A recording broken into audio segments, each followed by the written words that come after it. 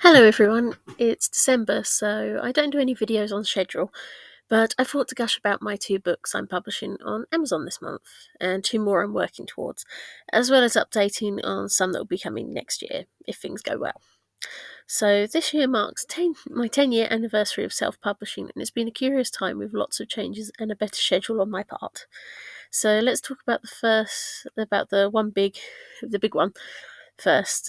It's book 6 of the Viper clan, which is called The Crooked Serpent. In this book, we meet the growing young Vittorio Pipistrello, the son of Valentino and Theodosius Viper, through Dio's twin sister Elaine. Vittorio's growing up safe, happy, healthy, and bright, but dealing with the stigma about his fathers during the 1930s in the Vale. He's also fallen in love with a young lady named Emmeline, a curious type of vampire known by the derogatory term sparklers that have a strong connection to the Jewish faith. Emmeline and Vittorio get along very happily with her cousin Ruprecht and their friend Bruno, but problems outside the Vale start leaking in, and a bizarre political movement known as the Purists will threaten this budding romance, as they are introduced to a being with wicked intentions, proudly sporting the badge with a demonic cattle skull whose horns are replaced by crooked serpents. As you can guess, I was working in a very dark time period in our history that can have had no way of not pouring into the Vale. So I developed the Purists, and boy was it easy to create them. But one of the things about the story is that most of the time Vittorio is seeing everything from a distance, and like most of us, sadly, it's not until it hits where it hurts he does anything. So the romance in this one may seem overshadowed, but it's developed more with Vittorio's maturity, and I really enjoyed this one. Then we have The Weirdest Romance, my first foray into young adult romance in the Vale. Though I've started a second one you can read for free on Ko-fi at the moment. I'll put the link in the description. This one was when I was very careful to write and was supposed to be a short project. I took a day to plan it all out and get a quarter of the way through it. Anyway, Ben Gray is a normal teenager in a Vale school with a unicorn ancestry. He's a typical nice guy, average looking, average living, and slightly nerdy. Sort of the sort we clearly all knew at school and not looking for anything much. On his way in, a brief moment of inattention leads to him bumping off the body of Ares Akiro, the most terrifying shapeshifter in the year above. What should be a scary encounter leads to the sudden badump of his heart, and with the help of his friend Jack, Ben will not only understand his attraction, but learn a lot about the assumptions and prejudice placed on anyone who does not conform to the norm. There is a slight twist in this, but I actually had it inspired by a friend of mine who is in a similar relationship. I intend to do a second part too when they're a bit older, that is for older readers too. Well, I enjoyed it, and Ben is so hopelessly cute. And in some ways a little stupid too, I have to admit that. Then there are two other stories that were exclusive to my Patreon supporters that I'm editing right now to release on Kindle. These include the Vale story Easy Prey and one of my fantasy romances from the Draco Imperium series, which is not to do with the Vale. Now, Dragon's Dish follows young Chef Umi, a man given luck, he seems, to only pass on to other beings summoned to the Imperial Court to serve the dragons and their emissaries. His unusual gift will help him navigate the dangerous palace and make friends of the dragons and their servants. Plus, he will meet and fall for a beautiful handmaiden of the dragon that rules his homeland. But life at the palace is chaotic, and it's easy to become a target to jealousy. Will Umi and the handmaiden even have a chance? This story is in the same region as one of the previously published stories I did for the Draco Imperium, which is called The Dragon's Arm. I published that with a second story called The Dragon's Gift, and The Dragon's Gift is what the Kindle piece is named after. But just to explain, in these stories there are dragons who have their power divided into 3 pieces of their soul.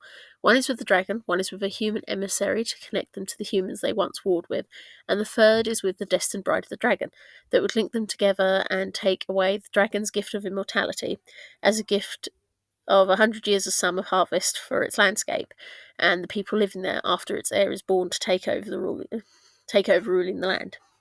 It's a little more complicated than that, but when I first played with these ideas, I practiced them as Italia fan fiction, would you believe it, on DeviantArt. They're still quite popular even now. And the Draco Imperium universe is expanding out, but its core is fantasy romance. And it's not related to the Veil, hence I don't talk about it very much. The other story I mentioned is Easy Prey. This is a story about two male shapeshifters, Trent and Dane, who discover their feelings for each other are shared and want to be together, but there are difficulties. The biggest difficulty is Dane's family. He is 19 and was held back a year because he had dyslexia and dyscalculia that was never really diagnosed, and in the shittest area of town where they live. He's treated as slow and useless as he has to work hard to give money to his ever bitter mother. There are conditions to his life with her. If he's ever caught breaking her firm religious beliefs and doing anything like having sex, he'll be packed off to his father in Alaska, and sadly, he is caught out and sent away. Unable to contact Trent, nearly 15 years go by before a random artifact pulls Trent to see Dane.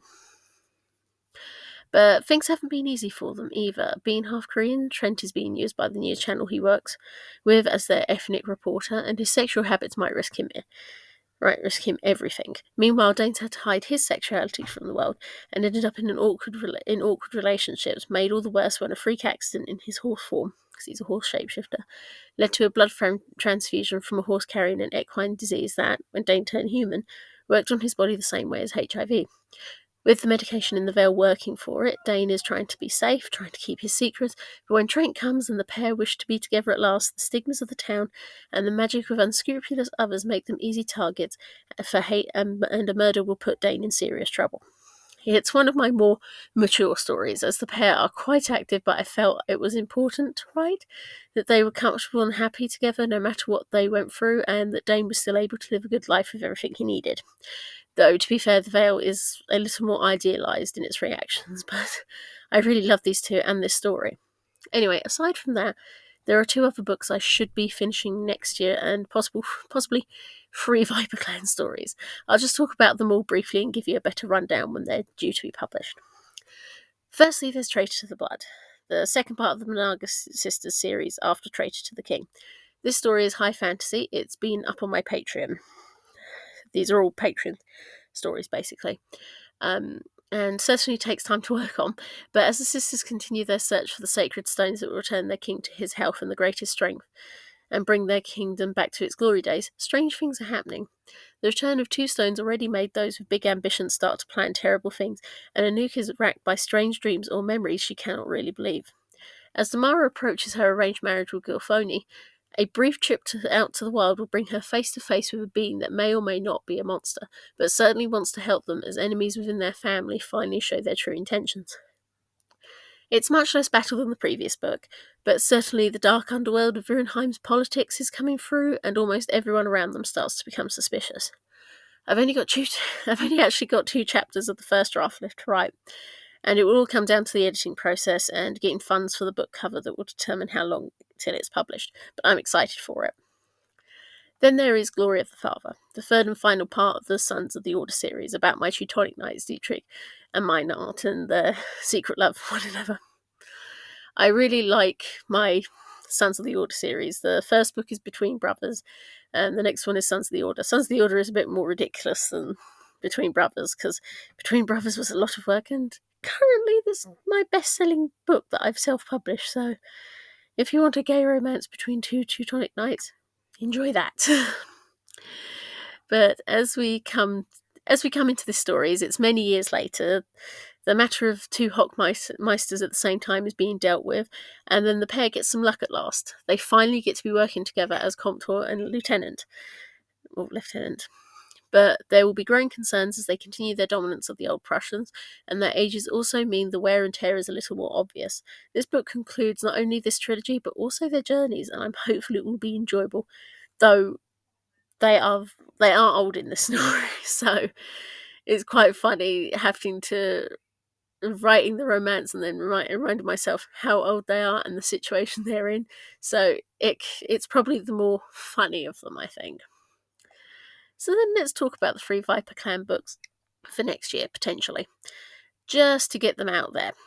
The next one is for June 2023, and that's book 7, The Feathered Snakes. I've actually almost finished this draft, so it should be definitely ready by June. In this story, the hidden child of Celine Viper and Kiakuatu, Zachpili, must return to the elder tribe in Mexico, where he will take up his father's role and must never dream of anything but the protection of the tribe, as his father should have. But growing up there and lonely for his mother, Zachi soon makes friends with his cousin. I haven't got my pronunciation guide on me at the moment because I'm literally just reading off the fly. So I would say this is Namakia, uh, his intended Tepin.